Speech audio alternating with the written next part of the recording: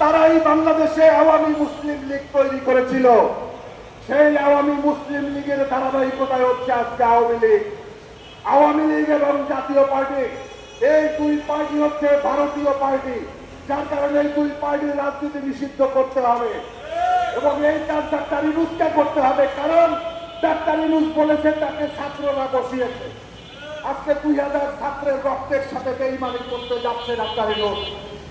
আজকে আমরা দেখেছি বিএনপিকে ডাকছে, জামাতকে ডাকছে, এনসিপিকে ডাকছে। আজকে তারা দলগুলোর ভিতরে ক্রমশত্রুতে পরিণত করেছে।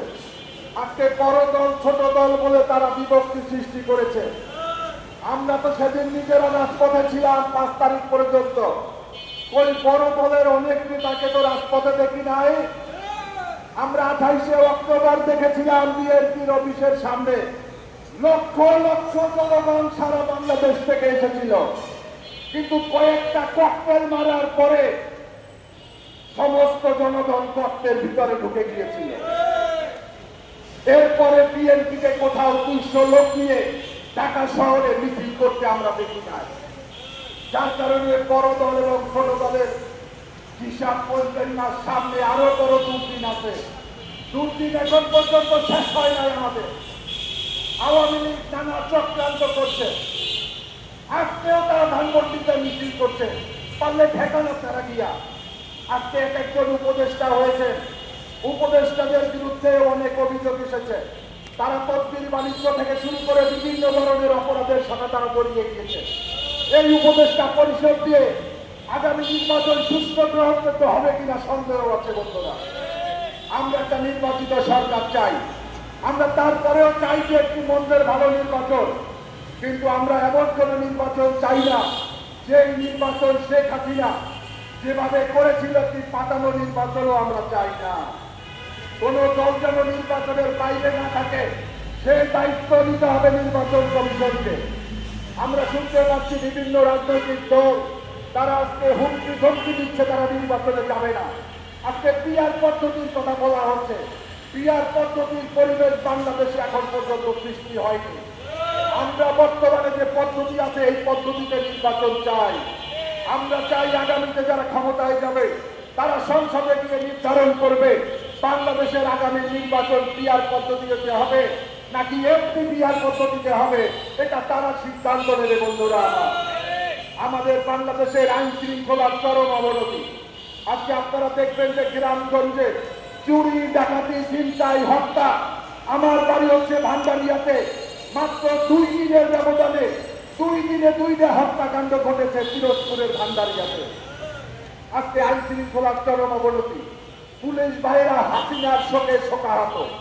আমি বলেছিলাম যে অন্তত 1 লাখ পুলিশের নিয়োগ দেন, অন্তত 20,000 এসআই নিয়োগ দেন, পুলিশের নতুন দর ঢুকান। আজকে হাসপাতালগুলোতে ডাক্তার নাই, আজকে ডাক্তার নেই। স্কুল কলেজগুলোতে শিক্ষক নাই, শিক্ষক নেই। আমাদের এই সংকটগুলো আপনারা সমাধান করেন। যে যায় লঙ্কায় সে হয় রাবণ। ওই চেয়ারগুলো পাল্টানো দরকার, কারণ ওই চেয়ারগুলোতে সুপারগুলো লাগানো আছে। ওই চেয়ারে বসার পরে আর ক্ষমতা ছাড়ার কথা কারো মনে আসে না। আমরা ভেবেছিলাম ডক্টর ইউনূস বলে ভালো কিছু করবে, কিন্তু তিনি যাতে টিম যে নিয়েছে এই 25 জন 26 জন উপদেষ্টার ভিতরে এই 13 জনের বাড়ি হচ্ছে গিয়া চট্টগ্রাম। আমরা আজকে স্বজনপ্রীতি, দলপ্রীতির বিরুদ্ধে আন্দোলন করেছি, পরিবারতন্ত্রের বিরুদ্ধে আন্দোলন করি। আমরা অনেকের মুখে শুনি পরিবারতন্ত্রের কথা, কিন্তু ডক্টর ইউনূস সাহেব দেখেন তার ভাইস্তাকে তিনি তার সরকারে নিয়েছেন, তার বিভিন্ন আত্মীয় স্বজনকে নিয়েছেন, তার সাথে এনজিও করে তাকে নিয়ে উপদেষ্টা বানিয়েছেন। এই মানুষগুলো কোথাও প্রশাসনের 2 আনার কোনো অবদান নাই, কোথাও তাদের কোথাও অভিজ্ঞতা নাই, যার কারণে আজকে দেশ লেজে গোবরে অবস্থা করে নিয়েছে। এই লেজে গোবরের অবস্থা থেকে উত্তরণের জন্য আপনি আসুন, জাতীয় সংলাপ ডাকুন। জাতীয় সংলাপের মধ্য দিয়ে আগামী নির্বাচনকে কিভাবে সুস্থ করা যায়, সুন্দর করা যায়, এবং এই সমস্ত অরাজক পরিস্থিতি এবং রাস্তাগুলোতে আপনারা দেখেছেন বিভিন্ন দাবি দেওয়ার নামে আজকে সব এসে রাস্তায় নেমেছে। এগুলো সব হচ্ছে আওয়ামী লীগের দালাল। আওয়ামী লীগ আজকে বিভিন্ন নামে বেনামে, কখনো আনসার লীগ, কখনো রিক্সা চালক লীগ, কখনো অমুক লীগ, সমুক লীগ, শিক্ষক লীগ, বিভিন্ন লীগের নামে তারা আজকে এই রাজপথে প্রেস ক্লাবের আশেপাশে তারা জড়ো হচ্ছে সরকারকে বেকায়দায় ফেলানোর জন্য। আমরা সরকারের বিরোধী নই, আমরা অন্তর্বর্তীকালীন সরকারকে আমরাই দায়িত্ব দিয়েছি, আমরাই শপথ করিয়েছি, আমরাই শপথ অনুষ্ঠানে ছিলাম। ডক্টর ইউনূস যদি ব্যর্থ হয় আমরা ব্যর্থ হব, কারণ আমরা জুলাই আন্দোলনের লেবার পার্টির নেতা আউয়াল মিয়া, ছাত্র মিশনের নেতা নাঈম হাওলাদার জীবন দিয়েছে, আমরা রক্ত দিয়ে এই জুলাই আন্দোলনকে আমরা ফিরে এনেছি। এই জুলাই আন্দোলনকে ব্যর্থ হতে দেওয়া যাবে না। আমাদের সবাইকে ঐক্যবদ্ধভাবে আমাদেরকে এই আন্দোলন সংগ্রামকে আমাদের বেগবান করতে হবে। সামনে সবাই বলছে নির্বাচন, আমি মনে করি নির্বাচন এটাও একটি আন্দোলনের অংশ। এটা হচ্ছে আমাদের গণতন্ত্র প্রতিষ্ঠার আন্দোলন। আমরা বেগম খালেদা জিয়ার সাথে দীর্ঘ 17টি বছর এই গণতন্ত্র প্রতিষ্ঠার জন্য আন্দোলন করেছি। বেগম খালেদা জিয়াকে মিথ্যা মামলায় নিম্ন আদালত 5 বছর সাজা দিয়েছে, উচ্চ আদালতে আসলে এটা কমে যায়। বিএনপি ভেবেছিল 2-3 বছর হয়তো করবে, কিন্তু সেখানে তারা 5 বছরকে 10 বছর করেছে। এই বিচারপতি আজকে পদত্যাগ করেছে। আমি মনে করি এই বিচারালয়ে অসংখ্য বিচারপতি রয়েছে যারা বিভিন্ন কোটায় তারা নিয়োগ হয়েছে, কেউ জামাই কোটায়, কেউ শালা কোটায়, কেউ মামা কোটায়, এই বিভিন্ন কোটায় কোটায় যারা বিচারপতি আছে তাদেরকে অবিলম্বে পদত্যাগে বাধ্য করতে হবে।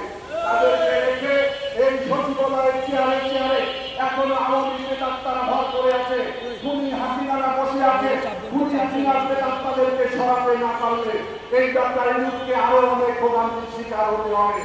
আমরা আপনার জন্য দোয়া করি, আল্লাহ রাব্বুল আলামিন ডক্টর ইউনূসকে যেন সহি সালামতে অন্তত এই চেয়ার থেকে যাওয়ার সুযোগ করে দেয়।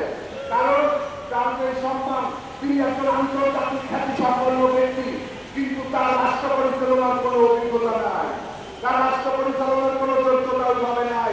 তারপরেও আমরা একজন ভালো মানুষ হিসাবে আমরা চাই না তিনিও বাংলাদেশের মানুষের কাছে কোনো ভিত্তিত হয়ে তারপর তিনি তার ক্ষমতা থেকে সরে দাঁড়ান। আমরা চাই যেন তিনি ইজ্জত সম্মানের সাথে তিনি চলে যেতে পারেন, তবে ইতিমধ্যে তিনি তার কাছে গুছিয়ে দিয়েছেন। ডক্টর ইউনূস ইতিমধ্যে তার বিশ্ববিদ্যালয় করেছে, তিনি নাকি সেই ট্রাভেলস সেই রিক্রুটিং এজেন্সি নিয়েছে 6,500 কোটি টাকা তিনি মৌকুব করে নিয়েছে, অনেক সুবিধা দিয়েছে ডক্টর ইউনূস। এবার আমাদের কিছু সুবিধা দেন, জনগণ মোটা কাপড় পেতে চায়। আমি গতবার ডক্টর ইউনূসের কাছে গিয়েছি, বলছি একটা কাজ করেন, দ্রব্যমূল্য নিয়ন্ত্রণ কমিশনের ব্যবস্থা করেন।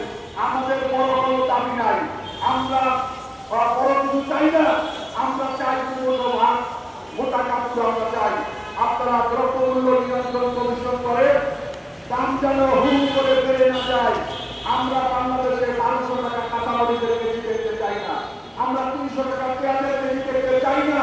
আমরা চাই যে দেশের শ্রমজীবী মানুষ, এদেশের খেটে খাওয়া মানুষ, অল্পদানি নুন আনতে তাদের পান্তা ঘুরায়, সেই নিত্যবদ্ধ নিম্নবদ্ধ মানুষগুলো অন্তত ফের করে বাঁচতে পারে। এই জন্য একটি দ্রব্যমূল্য নিয়ন্ত্রণ কমিশন করে কিভাবে দ্রব্যমূল্য নিয়ন্ত্রণ করা যায় সেই ব্যবস্থা নেই। আমি আমার বক্তব্য শেষ করবো। বন্ধুরা, আমরা দেখলাম গতকালকে আমাদের একটি ডাক্তারদের একটি সমাবেশ হয়েছে, সেই ডাক্তারদের সমাবেশে বক্তব্য রাখছিলেন জামাত ইসলামের সিনিয়র নায়েবে আমির ডাক্তার আব্দুল্লাহ মোহাম্মদ তাহের। তিনি একজন ডাক্তার হয়েও একজন রাজনীতিবিদ হিসাবে জনগণের কথা চিন্তা করে তিনি একটি ভালো কথা বলেছিলেন। তিনি বলেছিলেন যে ডাক্তাররা বিভিন্ন ঔষধ কোম্পানির কাছ থেকে বিভিন্ন ধরনের টাকা নেওয়ার কারণে, বিভিন্ন ধরনের অনৈতিক সুবিধা নেওয়ার কারণে ঔষধের দাম 30% বেড়ে যায়। এটা কি মিথ্যা কথা নাকি? ডাক্তারদের বিভিন্ন ধরনের তাদের ফিরিজ কিনে দিতে হবে, তাদের টেলিভিশন কিনে দিতে হবে, বিভিন্ন ধরনের এসি কিনে দিতে হবে, এই ডাক্তারদেরকে দেওয়া হয় বিভিন্ন কোম্পানি থেকে, যার কারণে আমাদের 2 টাকার ঔষধের দাম 10 টাকা হয়ে যায়। এই কথাটা ডাক্তার আব্দুল্লাহ মোহাম্মদ তাহের বলেছেন। এটা আবার প্রতিবাদ করেছে বিএনপি ডাক্তার সংগঠনে তারা প্রতিবাদ করে এদেশের জনগণের বিরুদ্ধে তিনি দাঁড়িয়েছেন। আমরা মনে করি ডাক্তার তাহের সামনে বক্তব্য দিয়েছেন, এই বক্তব্য সঠিক বক্তব্য, এই বক্তব্য দেশের মানুষের বক্তব্য, এই বক্তব্য সাধারণ মানুষের বক্তব্য। আজকে ঔষধের দাম যেভাবে বেড়েছে, আজকে হাসপাতালে কোনো মানুষ গেলে, সরকারি হাসপাতালে গেলে 5 দিন ছাড়া চিকিৎসা দেওয়া টেস্টগুলো করানো যায় না। টেস্ট করতে 2 দিন 3 দিন লাগে, এরপরে ডাক্তার দেখাইতে 15 দিন লাগে। এভাবে করে আমার শ্রমজীবী হচ্ছে মানুষ যারা খেতে খায়, যারা বিভিন্ন জায়গায় ছোট ছোট চাকরি করে, তারা নিয়ে তাদের স্বাস্থ্য সেবা নেওয়ার কোনো সুযোগ থাকে না। আমরা আজকে দেশের শ্রমজীবী মানুষকে আমাদের ঐক্যবদ্ধ হতে হবে। আমরা বিভিন্ন বড় বড় দলের আজকে ভাড়াটে হিসাবে থাকার কারণে আজকে আমাদের শ্রমজীবী মানুষের জীবনের সে দুঃখ থাকছে না। আসুন আমরা ঐক্যবদ্ধ হই। বাংলাদেশ লেবার পার্টি জিন্দাবাদ, আমাদের ছাত্র পরিষদ জিন্দাবাদ। দেখা হবে রাজপথে, কথা হবে স্লোগানে। আল্লাহ হাফেজ।